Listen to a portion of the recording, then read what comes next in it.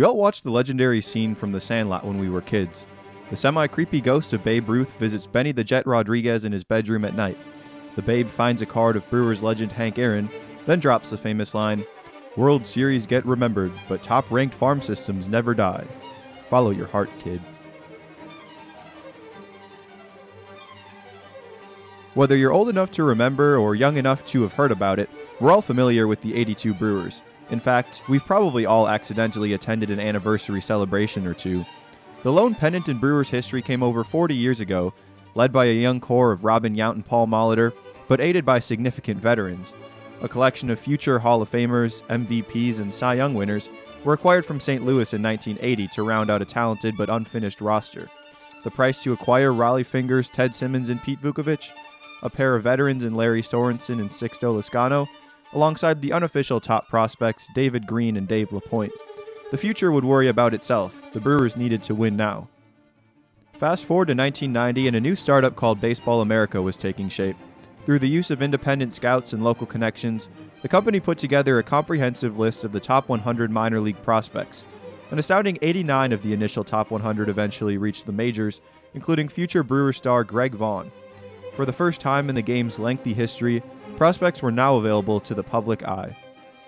Over the ensuing years, most teams began to adopt one of two strategies: either trade most of their prospects to be competitive year in and year out, or have windows of contention and then a rebuild to boost the team out of obscurity. The Brewers typically chose the latter, culminating in the mid-2000s when the likes of Prince Fielder, Ryan Braun, Ricky Weeks, J.J. Hardy, and Corey Hart appeared in prospect lists before eventually leading the Brewers to their first postseason appearance in 26 years. But this team eventually ran its course, with Hardy traded for a promising young outfielder, and only Braun extended long-term.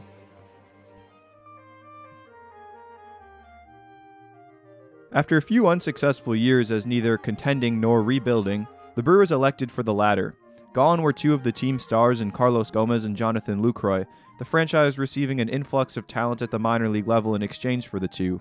Holding down the fort at the major league level were quad A types, like Colin Walsh, Ben Rowan, and Ramon Flores, until the young guys arrived. The rebuild unofficially ended during a surprise 86-win 2017, setting the stage for a 2018 campaign that saw the Brewers get within one win of the World Series, but also continue depleting the farm system. The consensus was the Brewers had 4 more years for the current window, but they should put all the chips in the meantime. But instead of putting all the chips in, they added in some areas while subtracting in others. I'll summarize the next few years in 1 minute or less. Ready, go. The Brewers added some after 18, but not that much, but we were still pretty good in 19 because Christian Yelich was really good until he got hurt and his replacement misplayed a ball in right field. They made some weird moves in 2020, like letting Thames walk and relying on Justin Smoke, Eric Sogard, and Jed Jerko, the last of which actually worked, until he was coaching summer ball the next year. Anyways, then they weren't good because Christian Yelich wasn't good, and they had Ryan Healy batting cleanup in a playoff game. That wasn't good. In order to be good in 2021, they'd need Yelich to be really good and make some moves to show they were all in, but then they won 95 games even though Yelich was bad, and the only big move they made was for Willy Adames, who was traded for 2 active major leaguers. Combination of 5 young pitchers propelled them to success in 21 and 22. Well, the first half of 22, that is. Corbin Burns, who was a former 4th rounder, an 11th rounder in Brandon Woodruff, Freddie Peralta, who was acquired for Adam Lind when he was 19, a guy they almost let walk in free agency, in minor league free agency, that is, in Devin Williams, and former 19th round pick Josh Hader. Whew, made it. And so, here we are on August 1st, 2022. The Brewers had won 7 of 9 since the All-Star break and sat in first place up 3 games. But then it happened. The trade that had been rumored for years came to fruition, as Josh Hader was dealt to the Padres. The trade was a low point for the Brewers organization. Josh Hader threw shade at the club by saying he was excited to be with a team that really prioritized winning a World Series and not just making the playoffs. Corbin Burns said it hurt, Brandon Woodruff thought it was a joke, and Devin Williams, well, we'll let his reaction speak for itself. I don't really have a lot to say, to be honest with you.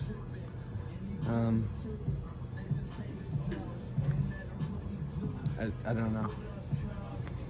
So just because it's part of the business and surprise or? Yeah, I was surprised. We all know what happened. The team fell short of the playoffs after appearing like a near lock to play in October. It was a disappointing result for a promising season. One didn't really have to look too far to see when things went wrong.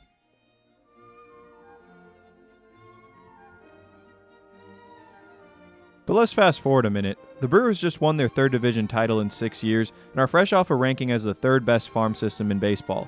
How the heck did we get here? Let's rewind a bit. Yelich, Burns, Woodruff, Freddie, and Hauser deserve credit. They're the OGs. They've been with the club since the beginning of this run. Hauser debuted all the way back in 2015 when he came in relief of Jonathan Barrios. It's always great when Jonathan Barrios lands his name in one of these. Brandon Woodruff made his debut in mid-2017, a few weeks after he was called up but strained his hamstring while preparing for a debut. Yelich, of course, was acquired in January 2018. Freddie and Burns debuted later that year, each with memorable debuts. Freddie punched out 13 Rockies in Colorado, while Burns earned a save. Devin Williams and Tyrone Taylor joined the fold in 2019, two longtime Brewers minor leaguers. A core was intact, but a competitive team has to keep building from within. The Brewers drafted Bryce Terang with their first pick in 2018, and he burst onto the scene with a grand slam in his home debut this year. Abner Uribe was signed out of the Dominican Republic later in 2018, also debuting this summer. The shortened 2020 draft included two key big league outfielders, Garrett Mitchell and Joey Wiemer. Their first pick in 2021, Sal Frelick. A series of shrewd trades boosted the Crew in 2021. In May, the Crew upgraded at shortstop, trading Drew Rasmussen and J.P. Feyereisen for Willy Adames. Adames was dealt by the Rays to make room for... Oh wait, never mind. A week later, Rowdy was acquired for Trevor Richards and Bowden Francis. The two provided an immediate boost to the offense. When Pedro Severino was suspended for PED use before opening day 2022, Victor Caratini was acquired to back up Omar Narvaez. And then, last December, the Brewers snuck into the Sean Murphy trade, fortifying their own catching by acquiring team MVP William Contreras, along with setup man Yoel Payams. The only player they gave up in the deal? Esteury Ruiz, who's been worth exactly 1/10 of one win above replacement. Safe to say the Brewers won that trade. When the Brewers dealt Hunter Renfroe to the Angels, many were worried about the offense's ability to step up in his absence. Included in the return was Elvis Peguero, a young righty with a career ERA over 9 entering the year, but has notched over 20 holds this year with a mid-threes ERA. Renfroe has been below replacement level and has been cut by 2 teams this year. It's said that you can never have enough pitching, but even with that in mind, many were surprised to see the Brewers dip their toes into the starting pitching market last year. Wade Miley was brought in on a 1-year, $4.5 million deal to provide depth. With the injuries to Woodruff and Hauser, plus Lauer's lackluster performance, he's been crucial. With the offense in need of help at the trade deadline, the Crew went out and added 2 steady veterans to plug into the middle of the lineup. Since then, Carlos Santana and Mark Canha have been among their best hitters. All it cost was Justin Jarvis and a raw teenage prospect years from the big leagues. Any roster needs depth pieces around the margins. It's easy to grow frustrated when the team avoids a splash in favor of a multitude of minor league contracts, but sometimes it works out. Hobie Milner was signed to a minor league deal in December of 2020. He's been as steady as any reliever since the deal. Less than a year later, the Brewers brought in career minor leaguer Andrew Monasterio. He's emerged as an important utility man on this year's club. Blake Perkins and Colin Ray were signed before the year, each playing roles with the division champs. Owen Miller, Bryce Wilson, and Trevor McGill were each acquired for cash considerations. Not bad. Jefferson Quiro, Tyler Black, Jacob Mizorowski, and Robert Gasser are among the prospects that could be in a Brewers uniform as soon as next year. Oh yeah, and that Jackson Churio guy, him too. All were drafted or signed by the Brewers except for Gasser.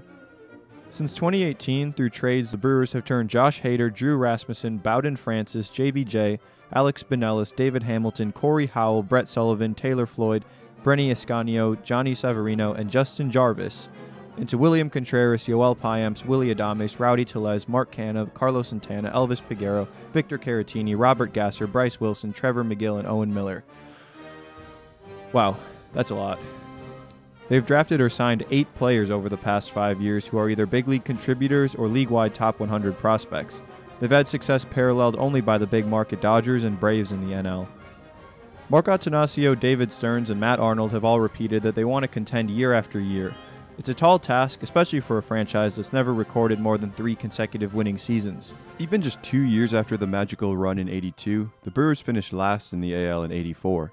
To contend for a few years, you need to draft well, hit on your international amateur free agents, and then develop them well. But the Brewers have been clear they don't intend on merely contending for a few years. To contend year after year, you need to draft well, hit on your international amateur free agents, and develop them well. But you also have to know when to extend players and when to trade them, which players to target in return, sign the right major league free agents, and add around the margins through minor league free agency, waiver claims, and low-profile trades. Was the Hader trade the best move for the Brewers to make at the time? No, it may have cost them that season, but it also helped set them up for the next half-decade when Esteury Ruiz netted William Contreras and Yoel Payams, joined by Robert Gasser.